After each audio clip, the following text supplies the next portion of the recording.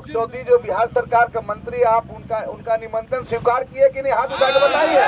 आप लोग भारी दमखम से आइएगा ना। चलिए, बहुत बहुत धन्यवाद। नमस्कार, आप देख रहे हैं न्यूज़ 4 नेशन में आपके साथ अभिजीत सिंह। 26 नवंबर को पटना के वेटनरी कॉलेज में भीम संसद का आयोजन किया गया है। इसी कड़ी में आज जो बिहार सरकार के मंत्री अशोक चौधरी और जदयू के कद्दावर नेता संजय सिंह आज वो पाटलिपुत्रा के इलाकों में निकले हैं, मसौड़ी पहुंचे हैं और देख सकते हैं तस्वीरों में किस तरह से जो तमाम जगह जगह पर जा रहे हैं और उनका स्वागत किया जा रहा है और तमाम लोगों को निमंत्रण दे रहे हैं कि आप लोग भीम संसद में ज़्यादा से ज़्यादा संख्या में पहुँचे। जिस तरह से पटना के जो वेटनरी कॉलेज में 26 नवंबर को भीम संसद का आयोजन किया गया है, जिसमें तमाम अति पिछड़ा और पिछड़ा लोगों को बुलाया जा रहा है। और इसी कड़ी में आज जो बिहार सरकार के मंत्री अशोक चौधरी और जदयू के कद्दावर नेता संजय सिंह और एमएलसी वो पहुंचे हुए हैं तमाम पाटलिपुत्रा के इलाकों में। और देख सकते हैं तस्वीरों में किस तरह से वो मसौड़ी के इलाके में पहुंचे हैं, जहां पर ग्रामीण को से मिल रहे हैं और ग्रामीण को संबोधित कर रहे हैं। देख सकते हैं किस तरह से सभा कर रहे हैं और लगातार वो बिहार के जगह जगह पर जा रहे हैं और ज़्यादा से ज़्यादा संख्या में तमाम लोगों को मसौड़ी तमाम लोगों को पटना के वेटनरी कॉलेज में बुला रहे हैं कि अपने जो हक की लड़ाई है वो लड़ने के लिए पहुँचे। जिस तरह से बिहार सरकार ने आप लोगों को आरक्षण की जो दायरा बढ़ाया है, कई जो बिहार के मुख्यमंत्री नीतीश कुमार कार्य किए हैं ओबीसी और SC/ST के लिए, इसी को लेकर भीम संसद का आयोजन किया गया है और अपने हक की लड़ाई लड़ने के लिए पटना के वेटनरी कॉलेज में पहुंचे। और देख सकते हैं तस्वीरों में किस तरह से जो बिहार सरकार के मंत्री हैं अशोक चौधरी वो तमाम लोगों को निमंत्रण दे रहे हैं कि आप पहुंचिए। और क्या कुछ तस्वीरें जो तमाम जगह पर जा रहे हैं जब बिहार सरकार के मंत्री अशोक चौधरी, तो क्या कुछ निमंत्रण दे रहे हैं, कैसे लोगों को बुला रहे हैं, आपको तमाम उन विजुअलों के साथ छोड़ के जाते हैं। भाइयों को हम 26 तारीख को माननीय नेता नीतीश कुमार जी ने जो 18 वर्षों में इस बिहार के मूल चूल परिवर्तन करने का काम किया है, खास करके जो एक लंबी लड़ाई लंबे समय से शोषित समाज दलित समाज की लड़ाई हमारे पूर्वज लड़ते आ रहे थे, उस लड़ाई को ताकत देने का काम माननीय नेता ने किया। इस प्रदेश में पेरियार के समय से, यानी जैल सिंह के समय से, कर्पूरी ठाकुर जी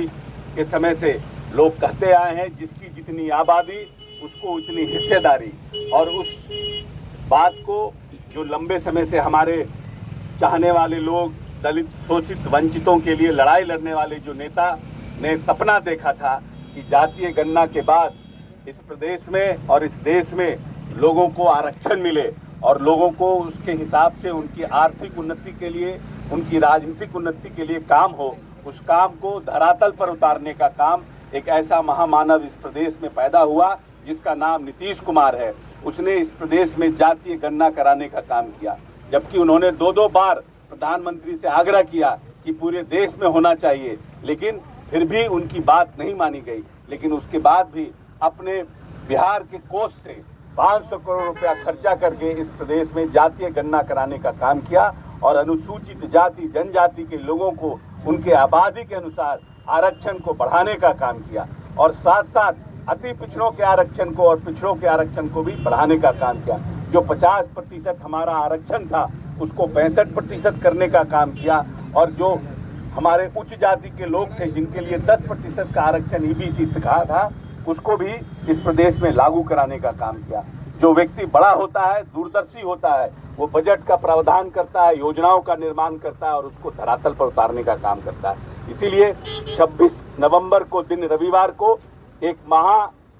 भीम संसद का हम लोगों ने आयोजन किया है, जिसमें अनुसूचित जाति जनजाति के जो हमारे भाई हैं, नौजवान साथी हैं, उन सबको हमने आमंत्रण देने का काम किया है। क्योंकि कुछ लोग आगे बगाए, जो बाबा साहब भीमराव अंबेडकर ने हमें संविधान में समानता का अधिकार दिया है, उसके लिए भी लोग टिप्पणी करने का काम कर रहे हैं कि आज़ादी के 70 साल बाद भी अब फिर से संविधान पर पुनर्विचार करने की आवश्यकता है। तो कहीं न कहीं जो संविधान में हमें समानता का अधिकार मिला है, इस संविधान में मुझे आरक्षण का अधिकार मिला है, हमें शिक्षा का अधिकार मिला है, उस संविधान को भी लोग बदलने का प्रयास करना चाहते हैं और साथ साथ आरक्षण पर भी पुनर्विचार करने का काम,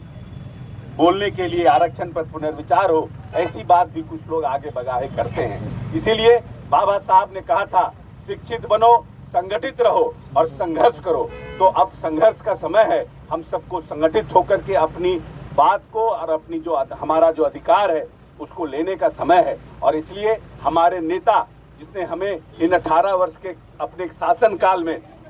राजनीतिक रूप से, सामाजिक रूप से और आर्थिक रूप से सबल करने का जो काम किया है, उस नेता के मनोबल को बढ़ाने के लिए 26 तारीख को हम भीम संसद का आयोजन किए हैं, जिसमें पूरी ताकत के साथ आप सबको आमंत्रित करने के लिए हम आपके पास आए हैं। हम लोगों के पास समय कम है क्योंकि अब मात्र 2 दिन बचा है, लेकिन हमारा प्रयास है कि पटना के आसपास के लोगों को भी हम चल करके आमंत्रित करें। उसी में आज भसौड़ी आप लोगों के बीच आए हैं। इसलिए आप सबसे नर्म निवेदन है कि अपने आने वाली पीढ़ी के लिए, अपने आने वाली नस्ल के लिए एकजुटता का प्रदर्शन करें और ऐसी तमाम ताकतें जो संविधान और आरक्षण पर टीका टिप्पणी करती है, उसको मुंहतोड़ जवाब देने का काम करें। और माननीय नेता नीतीश कुमार जो इस